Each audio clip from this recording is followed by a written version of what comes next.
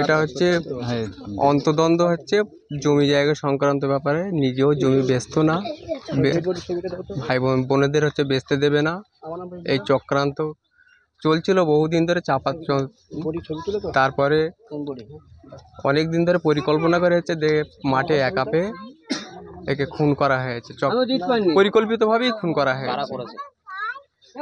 উনি জমি দিতে রাজি হয়নি, ওনার হচ্ছে প্রতিবেশীরা করছে, কেন তার বাইরের লোক আসেনি, প্রতিবেশীরাই হচ্ছে এর সঙ্গে ইনভলভ।